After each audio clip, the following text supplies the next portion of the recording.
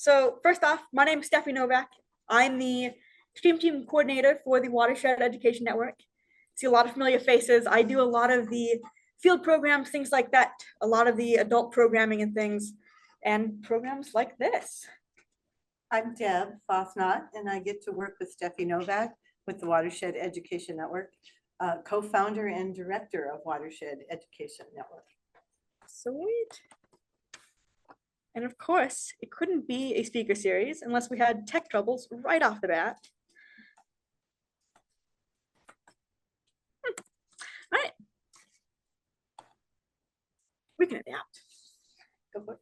The Watershed Education Network recognizes that we're on the sacred ground of the Bitterroot, Salish, Upper Pend Oreille, Kootenai, and Blackfoot Confederacy Native people. Today and every day, we honor their path that they've shown us in always caring for the environment for generations to come.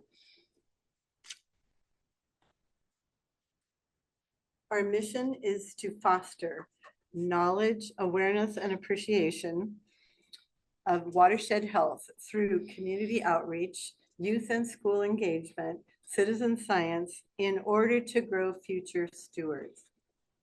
That's our goal. There. So we do this through quite a few different programs. So you guys might be the most familiar with our stream team. That's our adult field programs in the summer and fall. We take folks out every weekend out to different streams and we do hands-on science. We take folks that have no experience all the way to folks that have more experience than I could ever hope to have. And we take them out into the Rattlesnake Creek and Grant Creek areas, and we do science at 14 different sites around the Missoula Valley. And so along with those programs, we have a ongoing monthly groundwater monitoring up in Greeno Park. This is part of the Montana Groundwater Academy, and we've kind of adapted it to take adults out and show them what groundwater looks like in Greeno up in the Rattlesnake. If you're really interested on groundwater, we'll be going out for groundwater outings, as long as there's not too much snow on the ground. So you're more than welcome to join us for those, or for our speaker series next month, which is going to be all about groundwater. We also have our Backcountry Stream Corps, which is our high school program that runs for 2 weeks that takes high schoolers out to our local streams and shows them all about healthy watersheds. And all of these are programs that you can come out and join us with. So if you are really, your interest is sparked by the speaker series and you want to get outside and do kind of the hands-on pieces, you can join us for any of our different programs, as well as a lot of our youth programs. So featuring those youth programs, we've got our backyard citizen science. But seeing that picture of the person doing the groundwater well elevation, you want to point that one out? That reminds me that Beth Covet in the audience, along with Professor Emeritus Bill Wisner, hatched the idea of a groundwater lab in Greeno Park that became a high school groundwater, conceptual groundwater curriculum for high school students. And it includes 5 days of lessons and the well monitoring. So we hope to continue Beth's legacy as we find funding to support a high school program that would lead groundwater concepts in a curriculum. Our backyard citizen science is citizen science for everyone. We've got a toolkit, a leader's guide, and a whole bunch of enthusiastic leaders that meet people wherever they are, and let's together take water measurements, observations of wildlife and birds, and enjoy being out, exploring, observing, collecting data, and then sharing that data with our community as we record change over time. We can all probably think of ways that could come in handy 10 years from now, right? So come talk to me at the end if you'd like to look into backyard citizen science. And so for all of our programs, if you haven't seen this before, this is actually the first page of our website. I think I'll meet a lot of folks that haven't been to our website and they just joined for field programs, which is also great. But this is how we get a lot of folks signing up for things, and this is how you can sign up for things. So if you go to our website, montanawatershed.org, this is our first page. And at the very top there, these 4 bubbles at the bottom, those are signups for different programs that we have right now. That changes throughout the year. And so when we get into our summer and fall programs, you'll see a lot of different things on there. So right now we have our internships are up and rolling, the speaker series, RSVP, our youth programs, and I already have the sign up for Stream Team. If you're thinking all the way out to the end of August and you have your plans for end of August, well, here you have plans for every Sunday in the fall. So we'll send you a little reminder in case you sign up for and forget about that one. So just a quick wrap up here. These are some of our upcoming events. We have our speaker series going from February or January, I guess, today through April. The last Tuesday of every month, we'll be back in this room here in 225. Last Tuesday of the month. So it's a nice, like, even number, even day to remember. And so you're more than welcome to join us for any of those. We have youth programs coming up. We have a couple in February with different age groups, K-12 students, as well as monthly groundwater outings. So if February 20th comes around and you see that there's not quite a lot of snow on the ground, we're gonna hope that there is, but if there's not, you can join us for an outing at the park. We also want to do a little plug here. If you were out with us last year or in the last several years, we are looking for volunteer input into a feedback survey, which is also a volunteer impact survey, seeing how volunteering impacts you. So if you haven't filled that out, you can fill it out on our website. If you're in the room here, we have tablets in the back that you can fill it out there. And if you decided to wait until today to fill it out, there is a ice cream cone card for you. And so you can have an ice cream for filling out a 5-minute survey. So if you're interested in that, you can snag one of those at any time. You can also touch base with me at the end and I'll pass you the link on directly. I'll give you 2 or 3 days online. If you fill out in the window, you get a cone card. If you fill out outside the window, you're in a drawing for a Downtown Association gift card. Really looking to get your feedback just to improve programs and everything. We're also on the hunt for data entry folks, interns and volunteers for the spring semester. So if you need any volunteer internship hours for either college credit or just for different programs in the community, or you're just interested in volunteering, come and meet up with us. We like to tailor things to whatever you're interested in. And so we'd love to have you out with us. Little plug for next week, next month. We're gonna be hearing from Travis Ross and Nick Silverman. They're gonna be talking to us about the groundwater in the Missoula Valley. So you can join us for field programs with groundwater and then see some of the bigger picture with some of these guys. So this is talking about some of the research done out of the university, some of the research that's being done by the city of Missoula, and we're all coming together to have a chat about groundwater. But you weren't really here to hear about all the random things that we've got going on. So I'm going to pass it over to Deb, who's going to introduce our speaker for tonight. What an honor to introduce Souta Calling Last, a former Watershed Education Network volunteer intern. And have you gone so far since you left University of Montana? I'd like to give a plug for Asa Wise, who I think is online, and Brooke Bauer. They're former coordinators of our organization who helped get our speaker series off the ground. So this is fantastic that they're listening in tonight, our 4th year of doing a speaker series. And now, such a great honor, Souta. Souta Calling Last is of the Blackfeet and Blood Nations of the Blackfoot Confederacy. She's founder and director of the Indigenous Vision Incorporated, a 501c3 nonprofit with a mission to revitalize Indigenous peoples, culture, and land. Her passion guides her work and efforts in water quality, mining contamination cleanup, water quality to support cultural practices, and cultural keystone species. Souta believes that the land and Indigenous peoples' knowledge are inextricably linked, and sustainable land management must include Indigenous perspectives.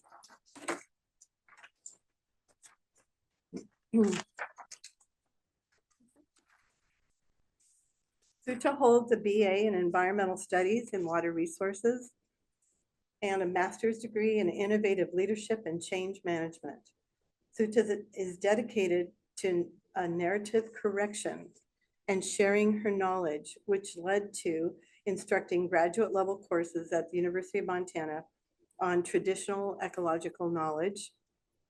We're delighted to welcome Souta Calling Last. Thank you.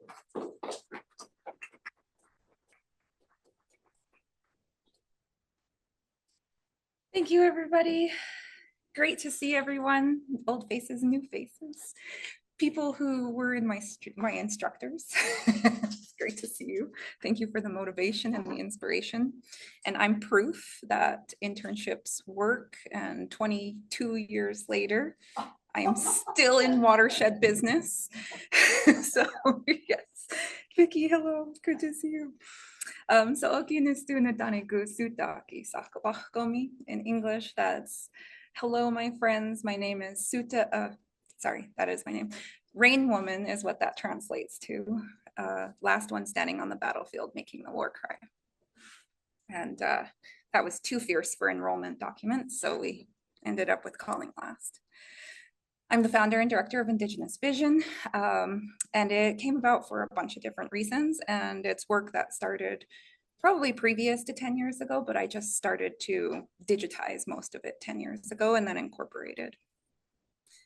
Some of the programs, they're all related, even though they might not seem to be related, but that's where we have to start thinking about intersectionality and interdepartmental work and sustainability, and how things are needed to be together, but these all relate to each other. And I would love for you guys to figure out how without me telling you.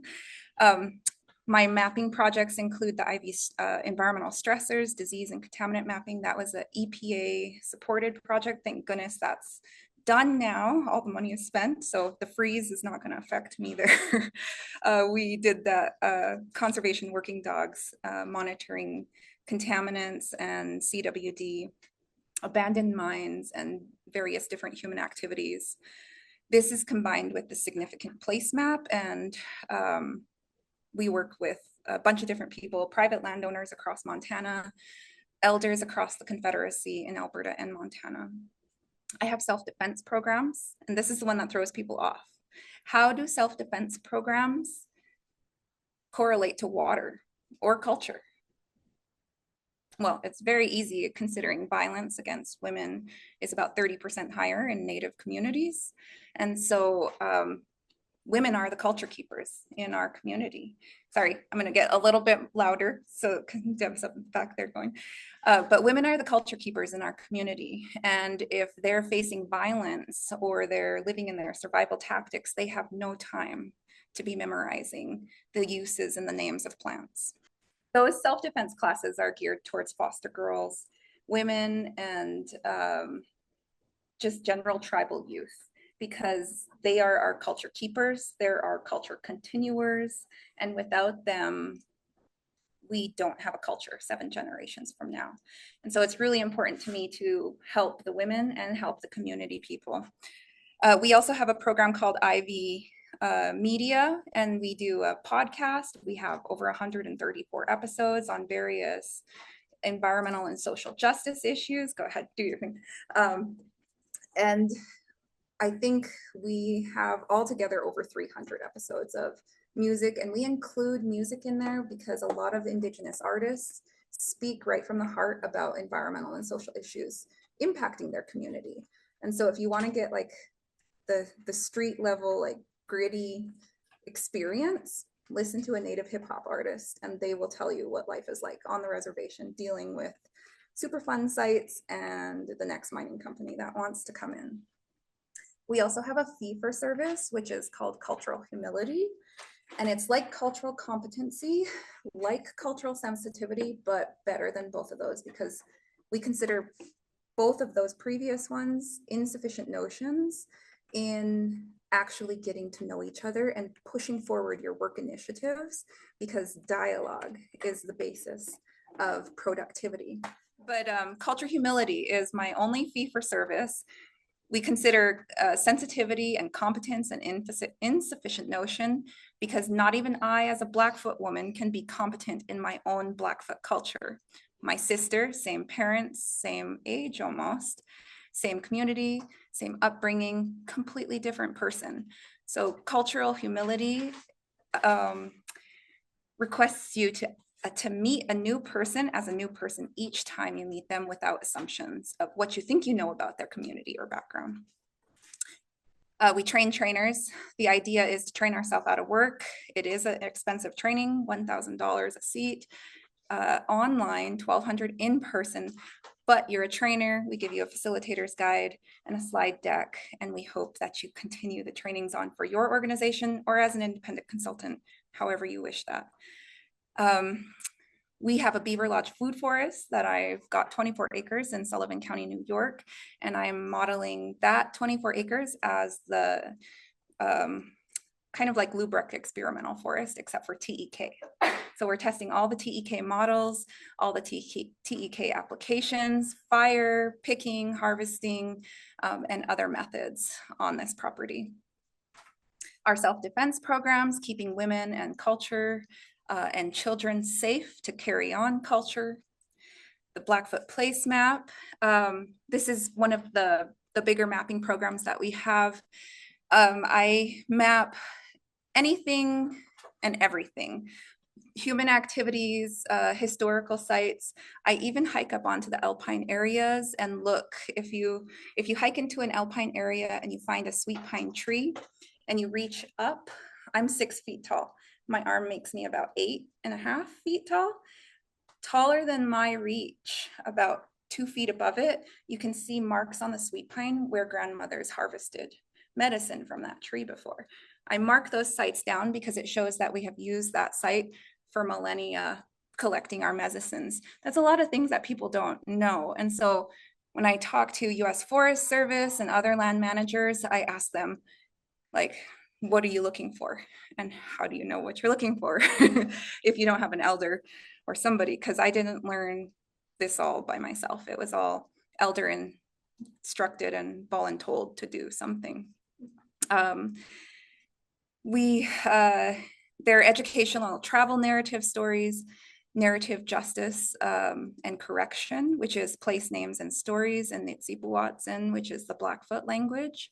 So a lot of our language ties and ideas of habitat management and historical water management are embedded in those names. If we know the names in language, in whatever traditional language it might be, those names tend to be descriptive and can kind of give you a clue on what that land was used for, or the spirits and entities that lived in that area, and then our protocol of how we should act and behave and what our uses should be in that area. So tonight, we're going to speed through this really quick. Our origins, the need for the mapping, my methodologies, the sources I use, and then how I keep that data secure. So one time, we don't have to get the lights here. One time very long ago, I was 9 years old, and I come from a beaver bundle family. In this family, the beaver bundle, it's one of the oldest bundles of the Blackfoot nations, 15 to 18,000 years old. It was the first bundle given to the people, and it instructed us with all of the aquatic animals, their stories, and how to take care of them, and our responsibilities to those animals. Because we didn't have a paradigm where it was a resource and it was there for our dominion. It was our partner in life, and we had to maintain a reciprocal, mutually beneficial relationship with them. And so in my household today, and when I was growing up, the first thing we ask when we wake up is, what did you dream about? What were the smells? What did you see? Did you see any colors? What was the feeling it gave you? Those are all dream practices that you can work to enhance your daily dreaming. If you journal it, it gets stronger. So 9 years old, I was in Heart Butte, Montana. The creek behind my house is Whitetail Creek. And I had just learned about starvation winters. I had just learned about residential schools, and I was privy to a conversation about relatives running home and running away from the residential schools on the Blackfeet Reservation. And I kind of knew there was a story like that because my grandpa, he ran away from residential school 3 times, and they didn't come get him the 4th time, but or the 3rd time. But one of these boys that ran away from the Blackfeet residential school, boarding missionary school, didn't survive. And so they were coming from Badger to Medicine area, and they were running towards Cut Bank area in the middle of winter as 7- and 8-year-old boys. And so I was kind of shocked. I had my first culture shock I was pretty sure that all white people, especially church people, wanted to murder me and have me dead. And those were my 8-year-old words to myself, and I was freaking out. And so my mom told one of her friends who happened to be a Methodist pastor, and they were talking about how to save me and stop me from running down this path of, holy cow, everybody hates me and wants me dead, because that's what happened to our ancestors. And so they tried to introduce me to all the nice white people they could and try to change my mind, like, you know, they're not all bad, they don't all want you dead. And it took a little while, and sometimes I still question, but I'm better now, kinda. But one morning when I was 9, I woke up from a dream. And in this dream, I was on a floating dock in Flathead Lake, and I was staring at the stars reflecting off the water. And from behind me, I had my hands like this underneath me, and I was looking at the stars, and I was actually trying to count the stars reflecting on the water and matching them to the sky. Kind of detailed for a dream, but that's what happens when you monitor your dreams. And I heard from behind me an old man say, "Granddaughter." And then I thought, I didn't understand his language, but I heard him. And so I turned around, and there's these 3 humans, beings, an old man in the middle, beautiful white hair, a young man on to his left side, scary looking, and a woman who was probably my age now. And now that I think about it, it was very purposeful the way they presented themselves to me. The old man was the instructor. The woman was there to make me feel okay, because that fierce warrior was a warrior that was not, that you don't want to run into.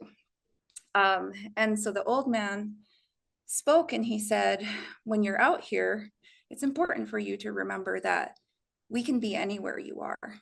We will always go to where you are, and we can protect you. But you have to be careful, because there's water that we can't get through.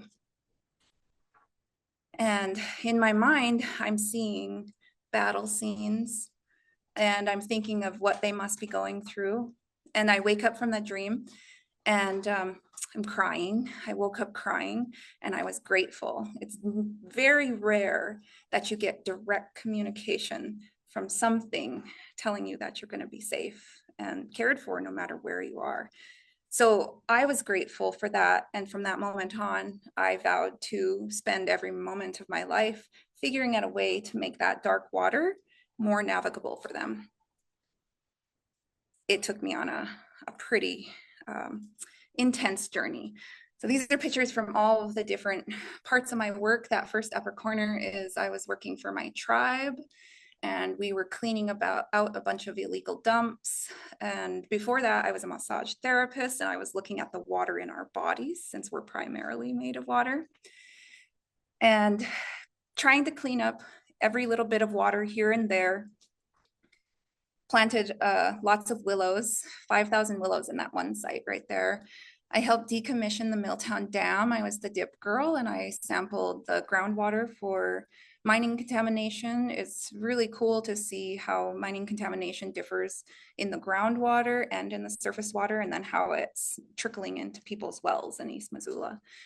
I tracked that groundwater plume because when they took out the dam, the disturbance to the sediment, and there was already a contaminated plume that was floating downstream from all of the Mike Horse mine and the Silverbow Creek ice events in 79 and 90 something.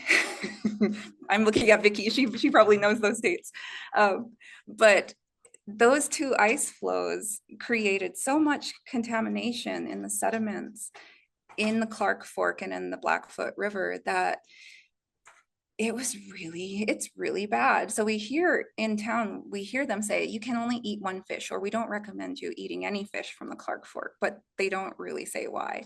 Well, when I was sampling groundwater, we were pulling up 700 to 800 parts per million copper, chromium, and arsenic. And then we would run it through this wetland cell series.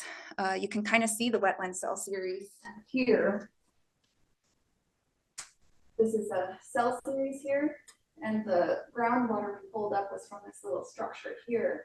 And then we pumped it into the cell series. And then I took another, so I sampled at the pipe there, and I sampled at the pipe there. And after 4 cells, it was amazing to see how much plants really impact water and how much metals they pull from water. We were going from 700 to 800 parts per million all the way down to 60 after 4 wetland cells.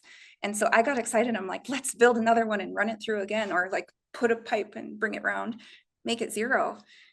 The EPA said, no, it's low enough. Just put it back in the river. And that's when I found out that they were teaching dilution is not the solution to pollution, but in the field, it was low enough to put it back in the river. I don't know how that works. So when I became a water resource specialist for my tribe, the Blood Tribe, I was tasked with doing environmental impact statements and cultural impact statements. And I inherited that role kind of from my grandpa. And he was the elder who was doing most of the cultural impact statements with some buddies. And I asked him one day after a signed contract came across my desk. The EIS was done with a person from the industry, none of the Blood Tribe lands departments, no environment people, no elders. And so the company hired their own scientist, completed the EIS, then gave us the cultural assessment part. And I asked my grandpa, what happens when you and your friends die? And they said, I don't know, because if I don't know what's happening in one area, I call a buddy. And so I got really worried. And I started to map out what I knew and their stories that they knew, because I'm trained on these 2 models here. And that's a software model that you can plug data into and then look at your area and you can evaluate how water will drain and flow and how fast and where it will go to. But that's not enough for us. What we need for culturally appropriate watershed management is we need to know where all of our sites are, those teepees, the summit top fasting shelters, cairns, teepee rings, burn sites, old harvesting sites where the scars on the trees are, beaver areas, natural wetland areas, historic wetlands, not the effigies. All of those contain stories about how we related to the environment and how we related to the water specifically. And so they were all done with the hopes of bringing in abundant life, and it worked too. When Roosevelt and Muir came across the territory, they thought that this was the most biodiverse place that they had ever seen. And they didn't understand at the time that Native people had a heavy hand in making that abundance and that biodiversity happen. And this is how we did it. So I put the little yellow flower on here as something as a cause of concern. My tribe, the Blackfoot people, are looking for a little yellow flower that has really great medical properties for nerve tonics. So if you have nerve pain, shingles, that's the plant you want to be looking for.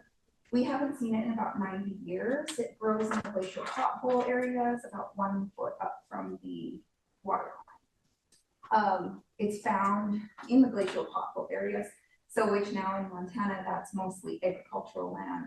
And you'll find grain bins there and agricultural fields, which is why we haven't found this, because it might be sensitive to agricultural runoff.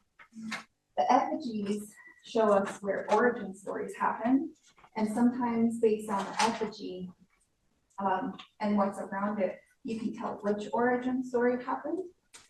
Where we would burn things, the Salish also burned as well. But on the east side in the plains and into the Rocky Mountain front, we burned a lot of that area, and that was to bring in herds and then also to squash disease in the plants and in the herds that we saw. Everybody knows the impacts. Everybody, I'm speaking to the choir tonight, aren't I? So the need for it was that there's just no cumulative assessments done.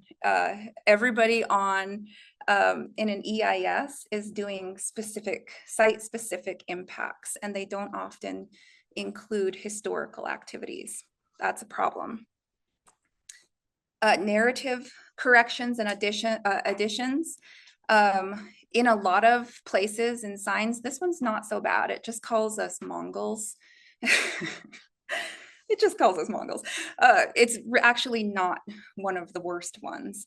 A lot of signs around Montana actually say the jealous Blackfeet, the hostile Blackfeet. And so it makes, I'm trying to figure out what their intentions are with that. And for me, all I can sum it up to is they want to continue scripting a community in a certain way. And that is an injustice to us because it disassociates us with places and history. So these are some of the other maps that I work off of. These are, there's only one elder map here, and that's on the right side. And then the other map is made by industry. It's important to know that when you're looking at maps of Blackfoot territory, that a lot of maps have been made by enemy tribes. A lot of maps have been made by mining industries. So it's not in the best interest of that map maker to include all the territory.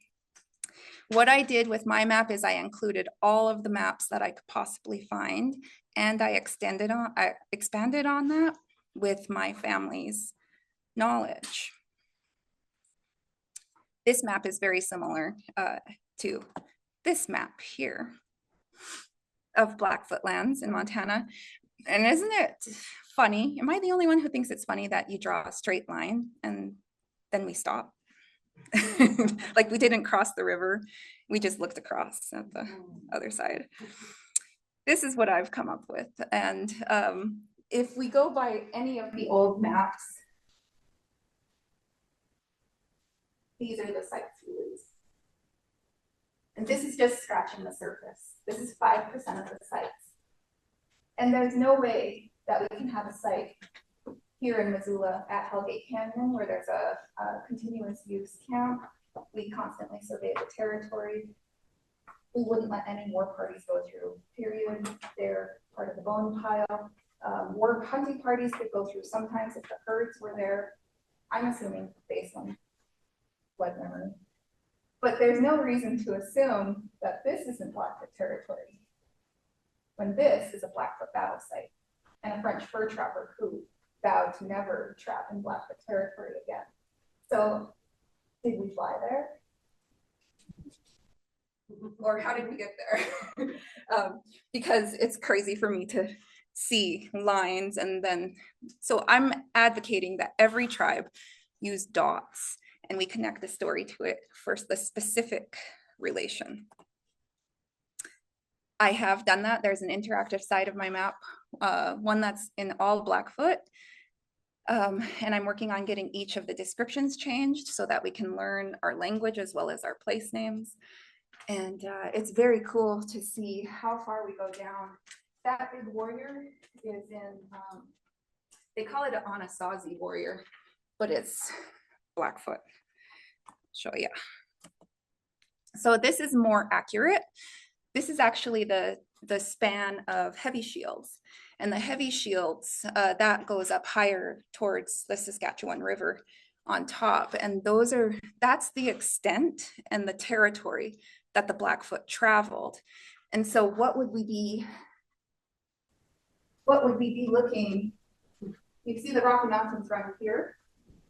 And they used all of those surveillance spots on the high points to look out 3 days into the plains to see where the animals were. That's how we had information here in Montana that the bison were 4 days, 2 weeks out, down here in Comanche territory, making their way up, and whether they would take this other migration route that goes into Saskatchewan or this one that comes over here into Alberta. And so it's important to know where all of the bison jumps are, the piskins, the corrals, the drive lines. All of that gives us an idea of where historic springs are, historic populations, and how we manage all of it. It just gets me excited. Sorry, guys. I get really excited about that one. Piskins, yep. It's a corral kind of that we just would push bison up into a ravine. We'd put a bunch of wood and bushes at the opening of it, and they were spooky, so they just didn't bother the bushes for some reason.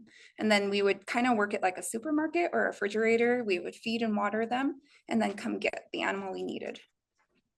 Jumps were used when a camp of 120 people needed to replace their lodge coverings.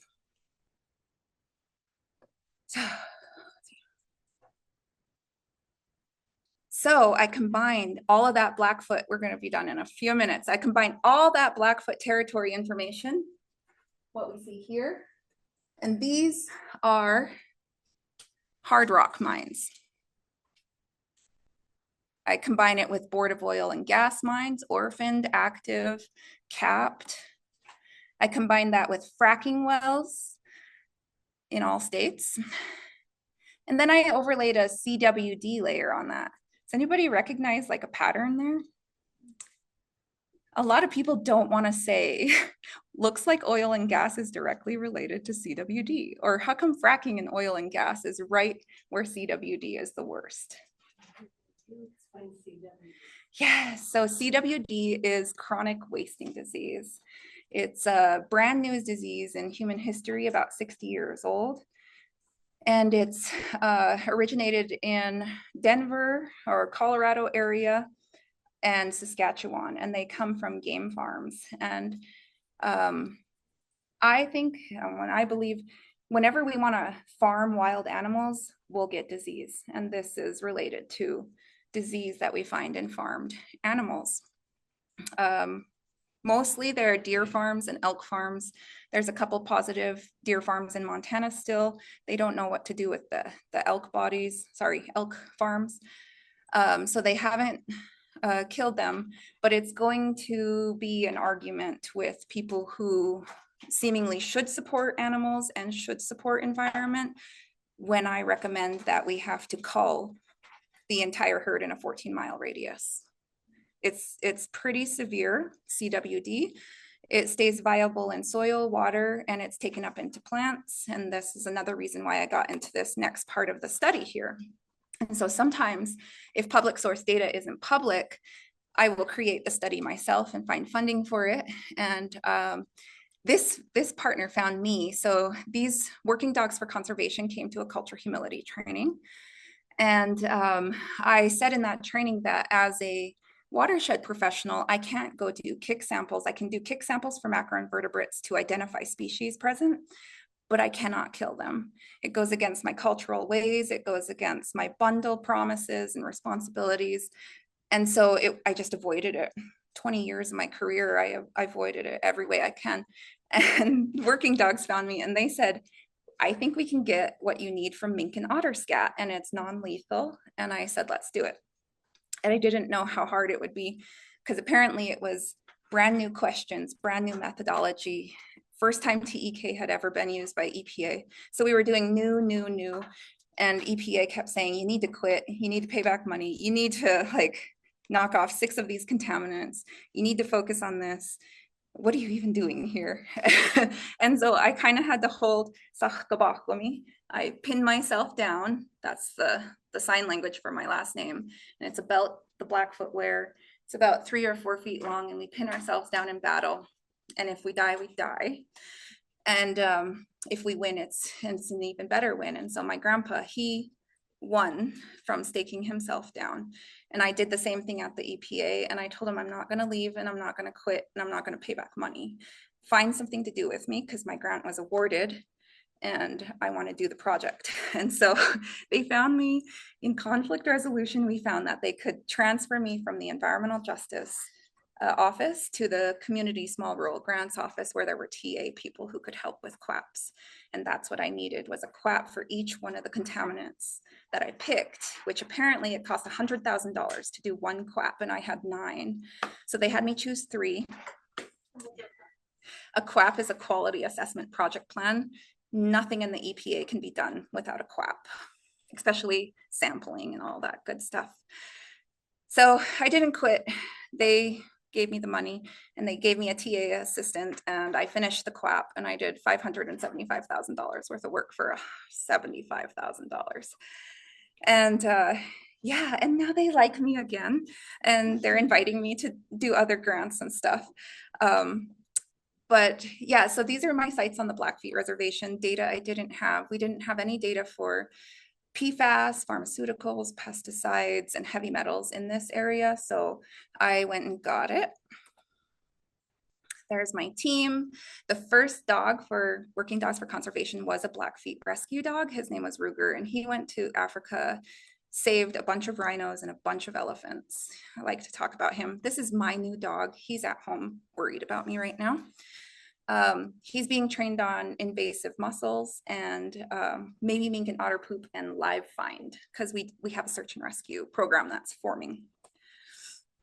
The mink and otter are in a bad state. In my 64-kilometer route with the dogs, we only found 24 individuals, and that's pretty dismal. I wouldn't even say it's a mating population. So we're gonna spend some time working with Fish and Wildlife now and identify some other areas, I think, and then see if it's the same story everywhere. By the way, all of my samples, we did pool the samples. We later went back and got soil samples from each one of the sampling sites, but because we pooled them, all of the samples came back with uranium and lead. So we took soil samples from each one of those sites to figure out which specific site was kicking out their uranium and lead. This is my favorite creek in Sweetgrass Hills. Mining contamination, even though mining has been banned for a good 30 years there. The mining ban will be up in 2033. And so just put that on your calendar to say, no, you don't want any more mining in Sweetgrass Hills. So here's my methodology. I can email this to you if you really have questions about it, but it is different from Western science methodology in that we include the metaphysical connections to the environment. These are my sources. That's my family, my dad's side on the left, my mom's side on the right. And those are I kind of put a little line to each story they shared with me, and then filled in the blanks with some other things with university and museum archives, historical societies, private landowners are gold mines in local history, and I take a lot of them out for coffee. That's the Napiguan elders at cafes, and I'll kind of go into a town where I'm searching for a site, and I'll say, who's your local history buff? And then usually sometimes I get lucky and they're like, oh, they're over there in the library, they just left. So I'll chase them and say, hey, can I buy you a cup of coffee? And then we just chat for a while and I tell them my project, and then they usually end up taking me out to go visit the neighbors, and I get to see the land like that. So my sources of support, here's all the people on the left that are currently helping me or have helped me.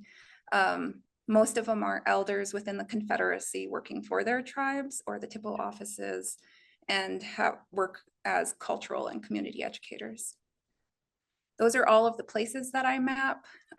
It goes on and on and on.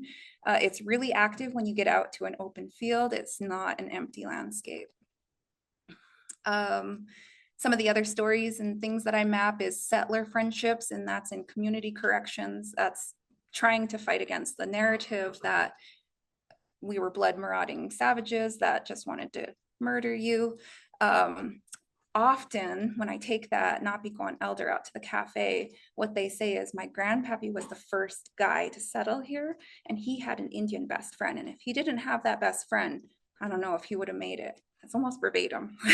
Two people have told me that. Those are the cairns that we see on top of mountains. These cairns are not the same as cairns that we find in streams. Those cairns and streams we do want to kick down. They disturb habitat. They wreck spawning areas. These cairns up here are surveillance areas. From these cairns, you can see the next surveillance area, you can message the next surveillance area, and you can usually see down the valley a good day in any direction. So these were how we notified each other that, hey, the herd is down in Comanche territory. It'll be up here in about 4 weeks, maybe.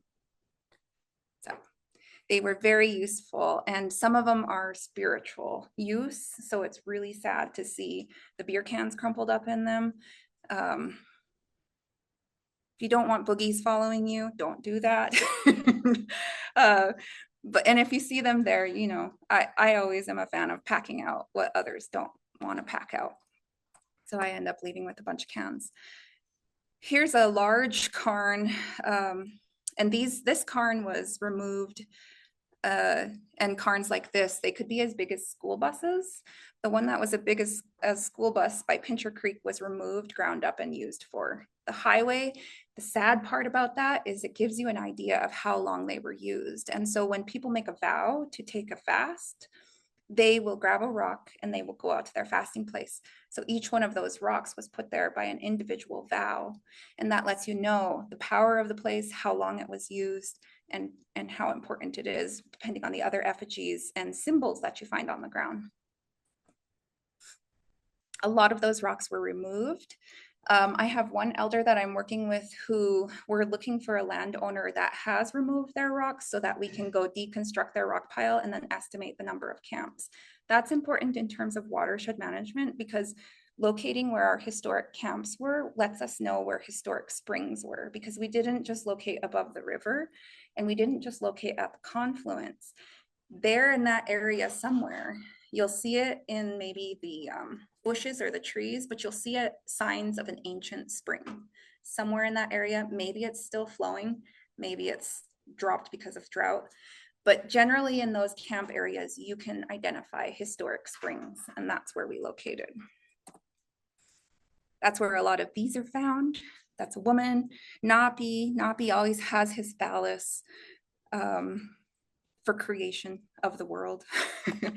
That's a war lodge that I found. They're just on the sides of the roads and up in the mountains, and those are what the people who were using the surveillance cairns often slept in these when they were on the move.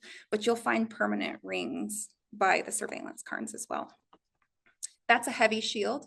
That's what they're mapping in that map right there. And that's what I consider the central area of it, Blackfoot territory. I have one elder who, and I'm looking for more, who's shared a story that our people survived 2 ice ages by living in Yellowstone next to the springs, because the animals never left and the ice never got to the middle of Yellowstone Park. The water was always warm. And the warm water and the plants growing kept the animals in and around, so we were able to survive too. And they said 2 ice ages. Both. Well, his exact words, well, we survived both ice ages. And I said, well, back up. You said both. This is also what I mapped. The V-necks are specifically Blackfoot. The phallus on that stick man is Blackfoot, Napi, creator. These are heavy shields at Sun River, and these are effigies on the ground a few miles down from that match exactly. And also in terms of births, nobody has ever lined up rocks with pictographs. And what we have here, this symbol here, means this many came, that many came back. You see it in a lot of heavy shield areas with the dashes and the dots to do the numbers of people, the numbers of warrior that went, the number that fell, and the number of people that came back. How do I keep this all safe? The interactive map is down most of the time because I'm constantly going through it to see which sites are not protected and don't have security or a fence or a private property owner with gun. They do need protection. And so I don't pinpoint any of the sites if I put something out on social media. And right now, only elders and TIPO office people have access to the full sites. Altogether, I have about 874 sites, and public is about 223. We have a Culture Humility Train the Trainer coming up in February. It's gonna be banned soon, it seems like. We'll see if I get to keep going, because we often get scooped in Culture Humility as a DEI effort, but Culture Humility is a change management initiative. And if you're doing any kind of organizational change initiatives, you usually hire a change manager. And Culture Humility is one of the best models that I've found for that in my education. I'm giving away a teepee with all this cool stuff inside of it for $50 if you want to help support us. $100 for 3 chances. It's got a buffalo robe, and it's got a Jackery off-grid solar generator. What? Yes, I know. And it's got a willow cahill rug, and the willow cahill rug tells the story of bison migration from the mountains to the plains. Our regular fundraiser for Native American Heritage Month that I'm gonna dissolve and absorb into this annual regular fundraiser. This is Sweetgrass Hills, very important place in Montana that should not be managed separately from Writing on Stone and Bear Gulch. Thank you, everybody. I'm grateful for you to come and attend and sit through the problems here. Thank you, everybody.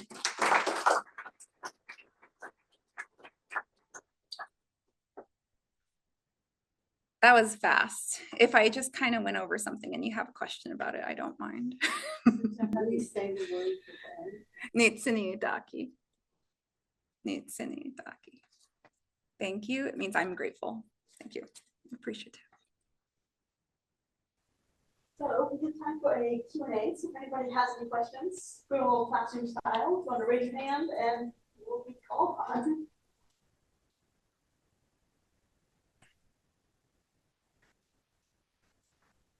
Yes. I'm curious about the dog muscle sniffing and how that's going, and yeah, if you could just speak a little more. Yeah, so the project, the EPA funded part of it, and then the initial mapping and the methodology, that was all proofed and approved. And one of the dogs that worked on my project, he's up for adoption, and he was the best at it. His name is Frost. He's a little Cocker Spaniel or Springer Spaniel, so cute. He needs a home. We're going to be going out and getting follow-up samples to kind of continue creating baseline data, and then marrying that with some tribal data that has been taken over the last 30 years. Hopefully, we're hoping, I don't know if we'll have funding based on the administrative shenanigans, but we would love to get funding because Wind River Arapaho and Rocky Boy has requested something similar, top to bottom place mapping, all the public source mapping, and then using the dogs to get PFAS, pharmaceuticals, heavy metals, and pesticides.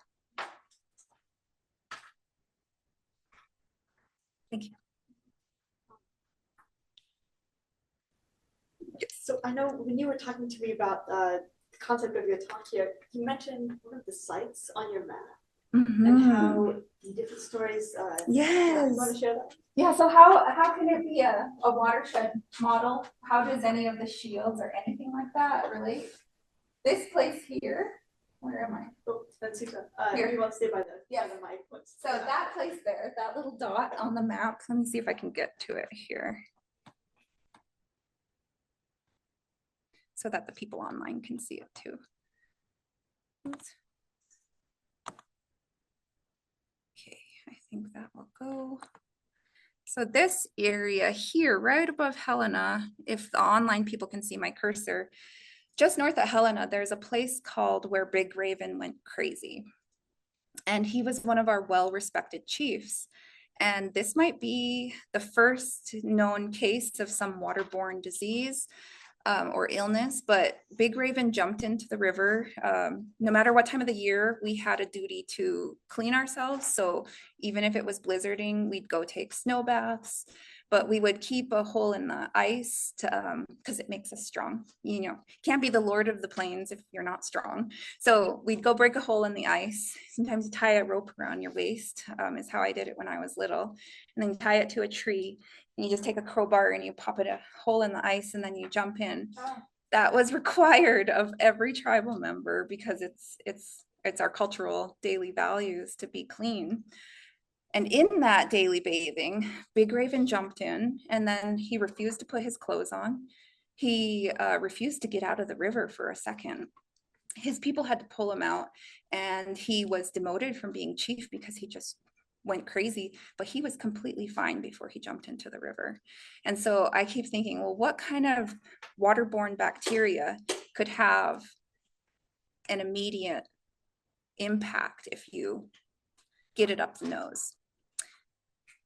I don't know, but it has to do something with the water. He was a fine before he jumped into the water. He was a chief, and he was demoted to crazy man after that. So it's really interesting, and it might be the first case of something waterborne happening in Montana, which is before settlers were here. So that's 1600s and 1500s possibly.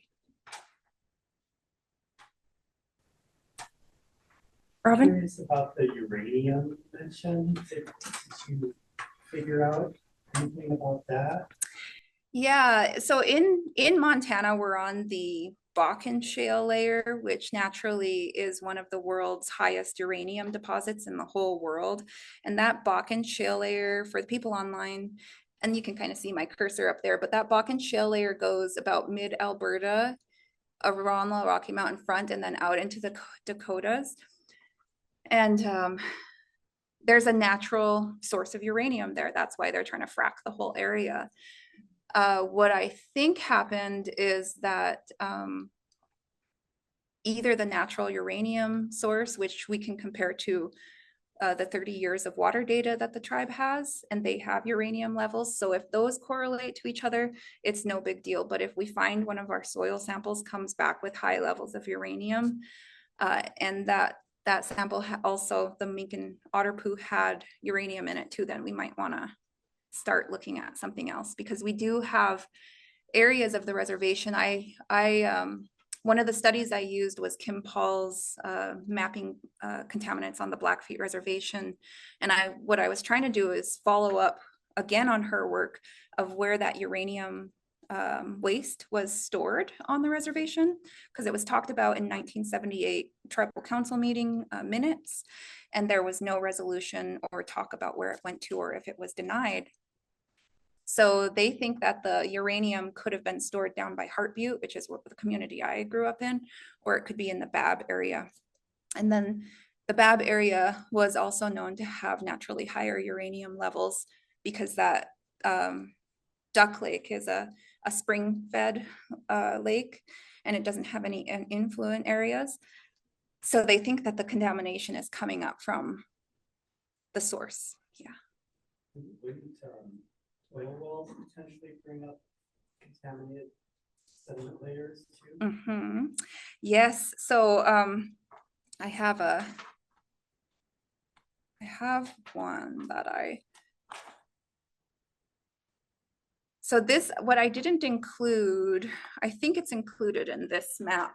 Here, I'll use my cursor again. So you can see all this eastern Blackfeet Reservation border and the frack wells there along the edge. Some of those are wastewater discharge wells, and I looked up one. It's called Quicksilver LLC owns it. So I looked up the company, and they're in the newspaper in California trying to appease the Californian community that none of their wastewater is going to go in that community, and that they have wells and that they shouldn't worry about it. This is where those wells are here. So it's really interesting to see how industry is placing their businesses, because we don't have regulatory compliance and fining systems in place. So are you saying they placed them on the reservation side of property and not other people?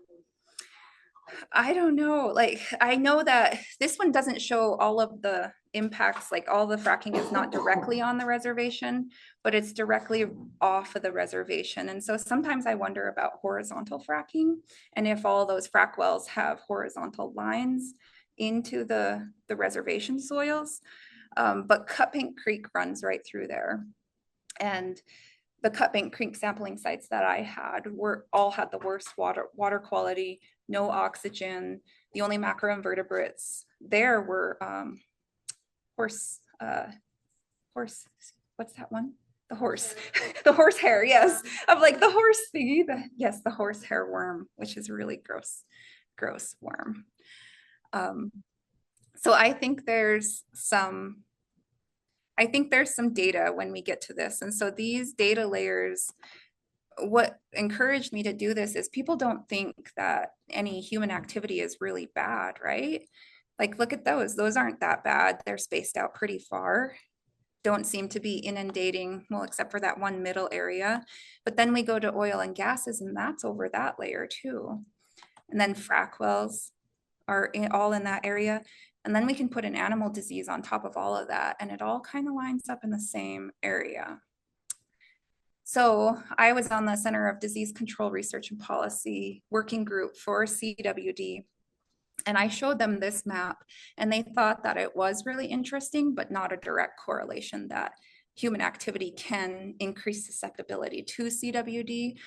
What we talked about is that that might just be where more hunters are hunting in those areas and getting their kills tested, and they are proving to be CWD positive. Or maybe those areas have access and roads, and so it's just letting more people in, and we see that these more rural private property parts of Montana don't have a lot of hunters in them, don't have a lot of access, and not a lot of hunters are testing their kill there either. CWD is the light orange, yellow, and dark red, and you can't really see the dark red because it's under the Board of Oil and Gas black. But this whole area is dark red. Dark red, dark red. And those are our highest CWD areas per deer population. Yeah. But CWD is one of the things that will impact everything and everybody. One of my counselors said that it's gonna put us, if we're not already in it, on the verge of cultural collapse. It stays viable in the stems, plants and leaves. And so when we go think about my cousin, he goes to pick 10 pounds of mint. And that's the same exact plant that I use in the wetland cell series. And it stays viable in those, and we're making tea every day from it. And so if there's a population in the country that's gonna be more susceptible, it's going to be Indigenous communities who are sweating in the water, eating the water, like Apaches down in Arizona, like paint themselves with pollen.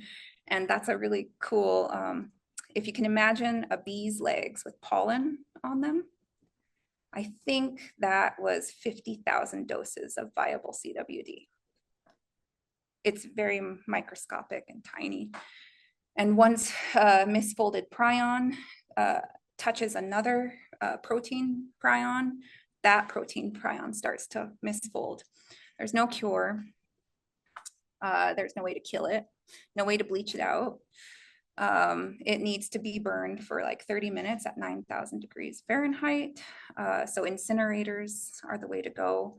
And I don't recommend landfilling them, especially if your landfill is cracked and has a clay liner, because they've found that the prion tends to get stronger and misfolds more when attached to a clay particle.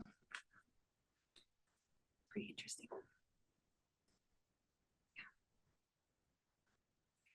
When you were building this map, what was the kind of coolest part of that whole project? Probably the realization that I can't call my elder and I have to go drive over and pick him up, and it's hearing one story and hums and haws versus too many stories to record. So going to pick an elder up is the best way to get stories.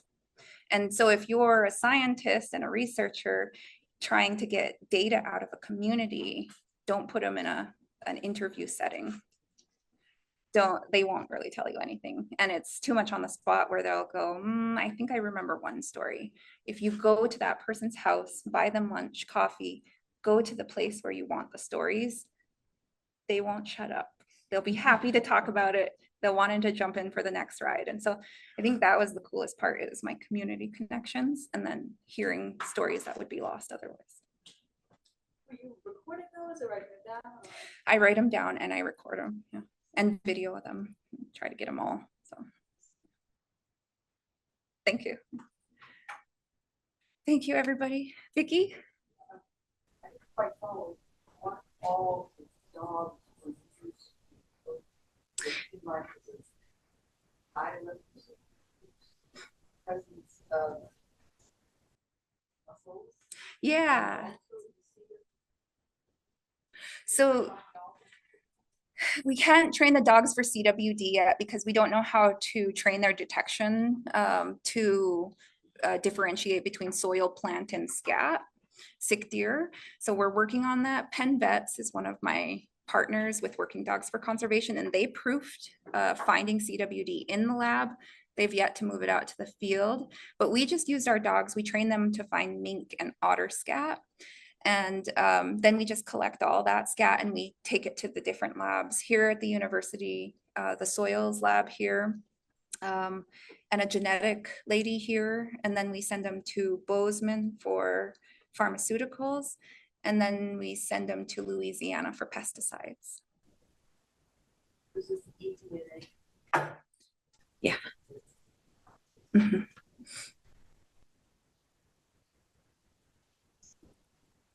Any other questions, Andrew? How did the dogs find the scat? Yeah. Well, we worked with zoos and we collected wild otter scat and mink scat. And I think the dogs are originally trained on the zoo scat. So we train in the lab with them, hiding all the scat. They find it in the lab. Then we take them outside where distractions are, other fishy smells, other otters, live otters and mink around there. And then we test their scat detection out in the wild. And so they're a pretty cool group, and they've got some really awesome heavy metal data from the Clark Fork and Maclay Flats. And Maclay Flats is just, don't go paint yourself with the mud there at Maclay Flats. It's pretty awful. Really high lead, I think it was. Which I was surprised because I thought Maclay Flats is so close to town. I thought they would clean it up already because we swim there a lot. Vicky? I wonder if the organizer of the natural medicine summit. No, but I would love to get there. It's, yes, the last days of March. Awesome. Awesome, because I would not recommend using any natural medicine from any area inundated with CWD.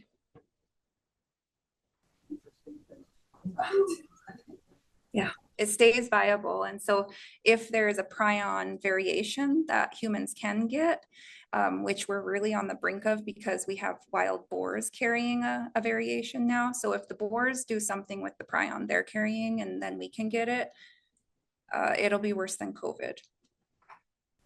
Your recommendation would be that people grow new fresh plants and not collect them from the wild. Unless they know the status. Yeah. And even if you're growing like in your yard, I recommend raised beds with soil where you know where it came from and not in a contaminated area, especially for root vegetables.